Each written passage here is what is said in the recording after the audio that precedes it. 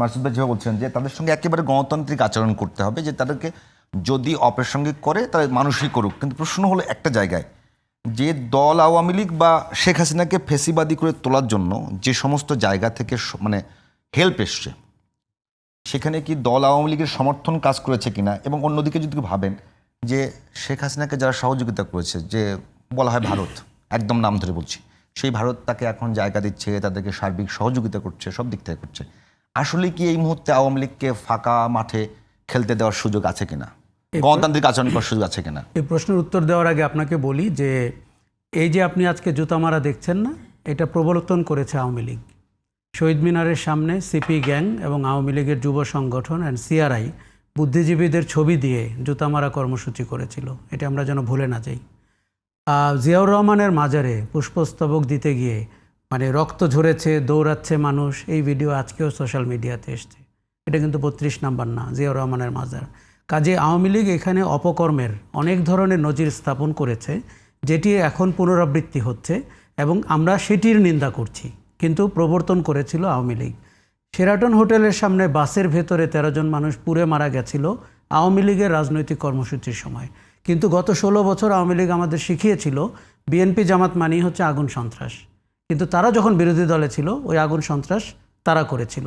কাজেই আওয়ামী লীগের বিএনপি জামাতের সময় আওয়ামী লীগ ক্ষমতায়, আওয়ামী লীগের প্রশাসন, আওয়ামী লীগের গোয়েন্দা সংস্থা সবাই, কিন্তু বিএনপির কারো বিরুদ্ধে এখন পর্যন্ত একটা অগ্নি সন্ত্রাসের প্রমাণ করা যায়নি বা অভিযুক্ত হয় নাই। দেখুন, ওই সময় আমরা এই কথাগুলো বলতাম, এমনকি যে বাস কোম্পানিগুলোর বাস পুড়েছিল তার কোনোটা যুবলীগের মালিকানাধীন। কাজেই কতটা ঘটনা আর কতটা আসলে আওয়ামী লীগ সাজিয়েছিল, এই প্রশ্নের উত্তর, এই মীমাংসা হয় নাই। যেহেতু আমাদের মতো দেশে আইনের শাসন নাই, তদন্ত হয় না, এখানে প্রধানমন্ত্রী ঠিক করে দেন কিনে অপরাধী কে অপরাধী না, তাহলে আর কি করে আপনি জানতে পারবেন অপরাধ কে করেছেন? আওয়ামী লীগের এত সব অপকর্মের কারণেই বাংলাদেশের 15 বছরের পরিণতি 5ই আগস্ট। কিন্তু আমরা বলছি না যে আওয়ামী লীগের জুতায় পা দিয়ে ওই অপকর্মগুলোর পুনরাবৃত্তি করতে হবে। তবে আওয়ামী লীগ কি এখন গণতান্ত্রিক রাজনীতিতে সুযোগ পাবে কিনা এবং একটি সাধারণ সুস্থ রাজনৈতিক দল হিসাবে কর্মসূচি পালন করার সুযোগ পাবে কিনা, এই প্রশ্নের উত্তর এত সোজা না। এত সরলীকরণ করলে জিনিসটা হবে না। তাহলে 5ই আগস্ট বাংলাদেশে কিছু ঘটেনি, তাহলে 16 বছর বাংলাদেশে কোনো অপশাসন হয়নি, তাহলে 3000 মানুষকে গুম খুন করা হয়নি এবং তাহলে 1400 মানুষ মারা যায়নি 36 দিনে। তার মানে হচ্ছে আওয়ামী লীগ 16 বছরের অপকর্ম করেছে, দুঃশাসন করেছে, 3টি নির্বাচন গুম করেছে এবং তারপরে 1400 মানুষকে হত্যা করে পালিয়েছে। এই প্রেক্ষাপট যদি আপনি বুঝে থাকেন, আপনি রাজনৈতিক প্রশ্নটি আমি পরে আপনাকে বলি, আগে আসেন আইনানুগ প্রশ্ন। আমাদের তো ফৌজদারি আইন আছে। এখানে 1400 মানুষ মারা গেছে, নিশ্চয়ই নিজেকে মেরে ফেলে নাই, কেউ তাদেরকে মেরেছে। 14 দল যেদিন আলোচনা করে সিদ্ধান্ত নিল যে তারা এই সর্বাত্মক শক্তি প্রয়োগ করতে চায়, আপনার মনে আছে সেই প্রেস কনফারেন্স? আমার মনে আছে। আমির হোসেন আমু সামনে চলে আসলো। যেই দিন ওবায়দুল কাদের বলল যে আপনার ক্যাবিনেট থেকে ডিসিশন হয়েছে, শুট অ্যাট সাইট, তার ইংরেজির জ্ঞান যতটা যায় সেটা বলে, আমার সেই দৃশ্য মনে আছে। এই হত্যাকাণ্ডের, এই গণ অভ্যুত্থানের প্রতিটা মৃত্যুর দায় আওয়ামী লীগের, প্রতিটা মৃত্যুর দায় শেখ হাসিনার, প্রতিটা মৃত্যুর দায় সরকার আওয়ামী লীগের, ঠিক আছে? এমনকি তার রাজনৈতিক সঙ্গী 14 দলের। কেননা তারা এই গণ অভ্যুত্থানের সময় ছাত্রদেরকে গুলি করার ব্যাপারে, সর্বাত্মক শক্তি প্রয়োগ করার ব্যাপারে শেখ হাসিনার কাছে তাদের জোটের সিদ্ধান্ত পৌঁছে দিয়েছিলেন, সংবাদ মাধ্যমকে জানিয়ে, কোনো গোপনে না। কাজেই এই বিচারটি হতে হবে। যে জায়গায় আমি আপনাকে বলেছি হতাশার জায়গাটি, এই বিচারটি হতে হবে এবং ধরে ধরে কোনো বানোয়াট মামলা না, কোনো গায়েবী মামলা না, কোনো গণ মামলা না, যার যতটুকু অপরাধ সেটার বিচার করতে হবে। এবার আসি রাজনৈতিক দল আওয়ামী লীগের ভবিষ্যতের প্রশ্নে। দেখুন, আমি রাজনৈতিক দল নিষিদ্ধ করার পক্ষে না।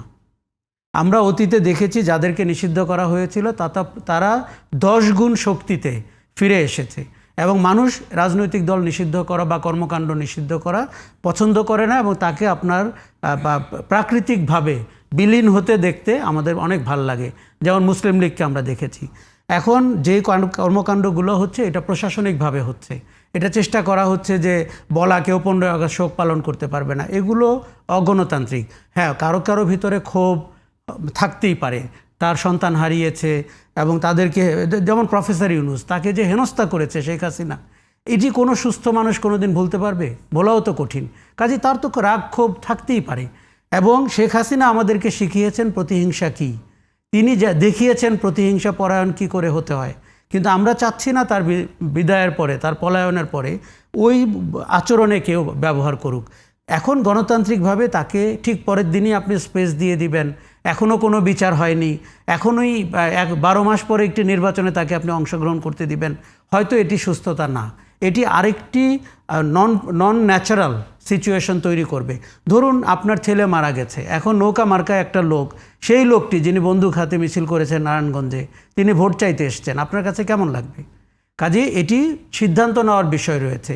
কিন্তু আমি বলছি না প্রশাসনিকভাবে রাজনৈতিক দল পরিচালনার পদ্ধতি, অথবা হাসিনা যেটি করতেন গোয়েন্দা সংস্থাকে দিয়ে রাজনৈতিক দল পরিচালনা করা, সেই জায়গায় না গিয়ে মানুষের মতের উপরে আপনি ছেড়ে দেন, গায়ের জোর না খাটিয়ে, মব সন্ত্রাস না করে, এমনকি আওয়ামী লীগ স্টাইলে ছবির উপরে জুতা না মেরে, সেটির ভিন্ন পথ অবলম্বন করা যেতে পারে।